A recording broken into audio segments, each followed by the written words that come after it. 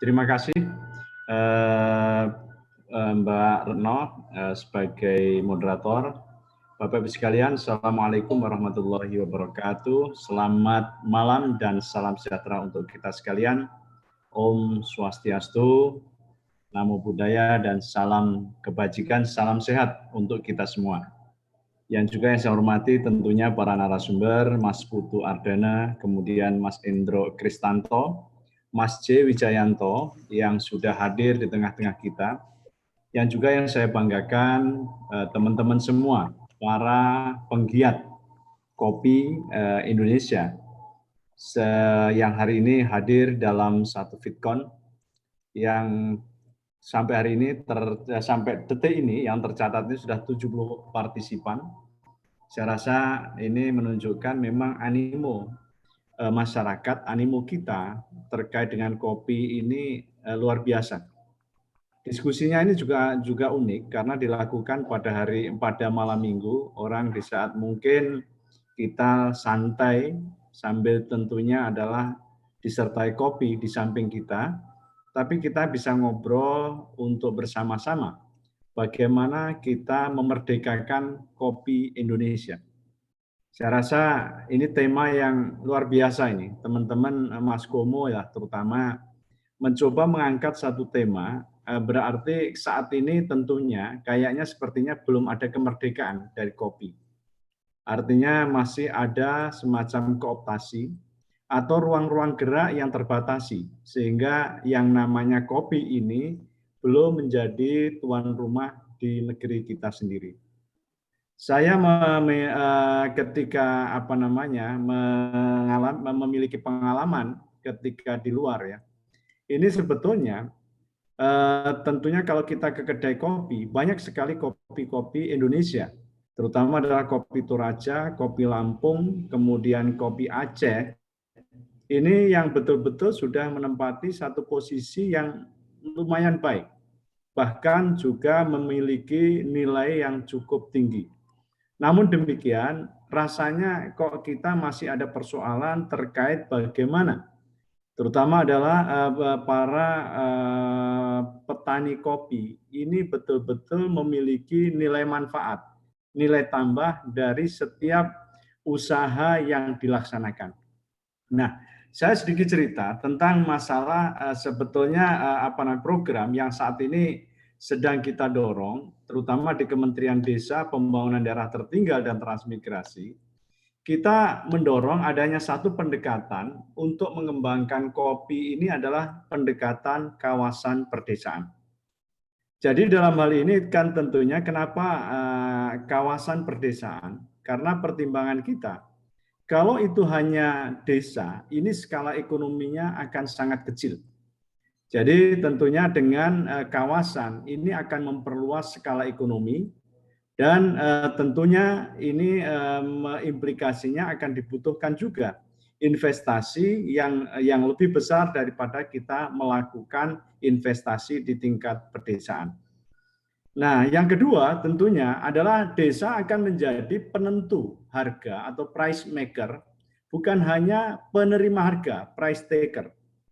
Jadi selama ini kan kita melihat bahwa ya masyarakat petani, perkebunan, masyarakat-masyarakat yang ada di pedesaan termasuk juga adalah petani kopi, ini posisinya masih menjadi price taker.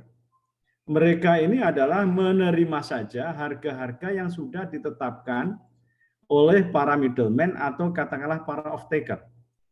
Nah inilah yang merupakan menurut saya PR yang harus kita pecahkan bersama.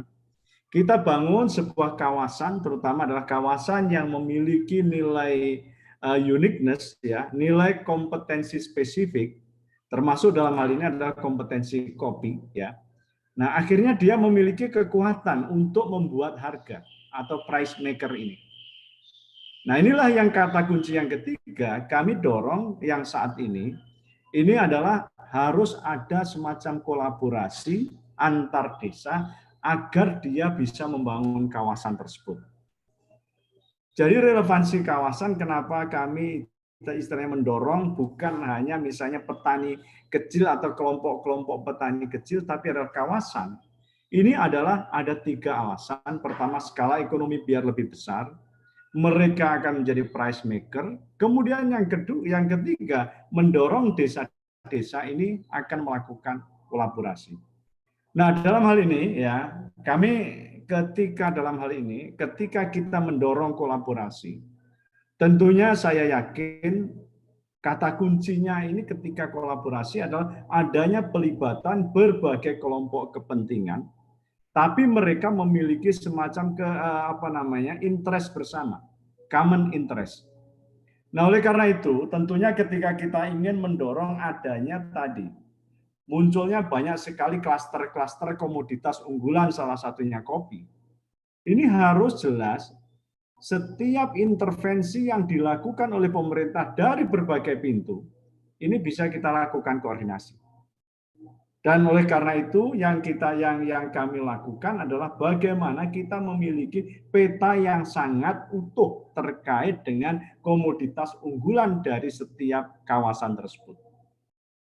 Kemudian yang kedua tentunya adalah keterlibatan dari pemerintah daerah dan juga desa. Teman-teman semua, desa ini kan 5 tahun terakhir ini kan mendapatkan satu kesempatan yang luar biasa dengan adanya dana desa. Dana desa bisa digunakan tadi untuk pengembangan petani-petani kopi untuk dia bisa memiliki kesempatan meningkatkan kapasitas untuk melakukan pengolahan. Jadi keterlibatan daerah dengan misalnya masuk untuk memberikan bantuan dan sebagainya, saya rasa ini adalah sesuatu yang memang ditunggu. Tapi jangan sampai yang beberapa kali kami temukan, ini bantuan ini kadang-kala tidak terkoordinasi dengan baik.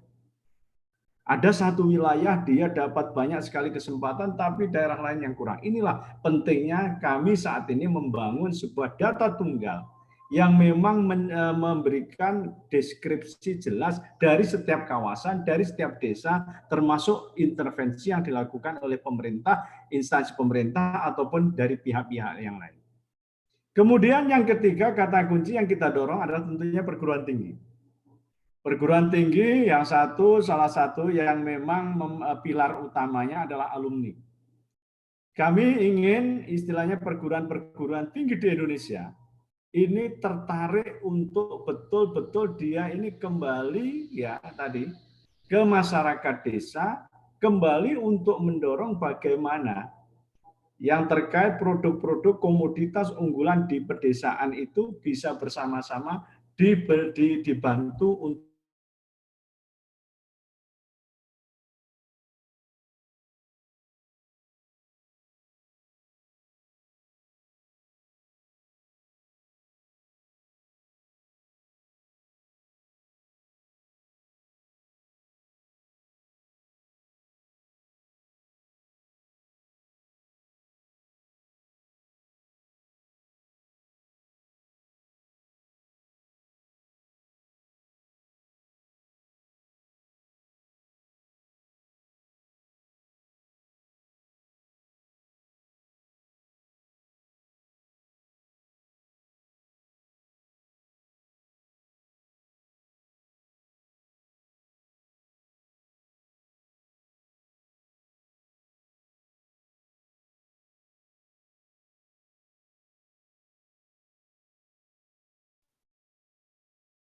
Halo, Pak Anwar Sanusi.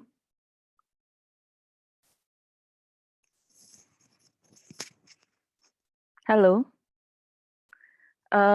Rekan-rekan nih tampaknya sambungan dari Pak Anwar Sanusinya terputus, padahal lagi menarik-menariknya. Beliau menjelaskan tentang bagaimana, desa bisa menjadi pusat kemerdekaan dari kopi sendiri dan bagaimana perhatian negara kepada desa dan kopi gitu. Kita tunggu sebentar lagi, mungkin Mas Komo sedang membantu komunikasi dengan, Pak Anwar Sanusi.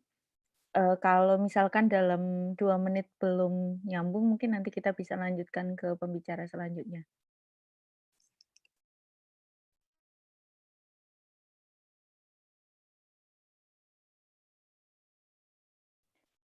Bagi peserta yang baru masuk, dipersilahkan untuk, menuliskan namanya di kolom chat, dan jangan lupa kopi favoritnya apa, dari daerah mana, dan terakhir tutup dengan merdeka. Biar kita satu sama lain saling mengenal dan Ini kita bisa sama-sama tahu seberapa luas variasi kopi. Monggo Pak Anwar Sanusi ya, dilanjutkan lagi, nggih. iya, maaf Mbak Rita, tadi saya koneksi di tempat saya tiba-tiba down. Nggih. Jadi tadi saya gini, saat ini ya memang yang tidak kalah penting terutama dari kacamata pemerintah, kita harus memiliki satu data yang cukup lengkap terkait dengan aneka-aneka komoditas yang bisa kita kembangkan, yang tujuannya sama, yakni adalah bagaimana kita bisa memberikan nilai ekonomi terutama adalah kepada masyarakat desa.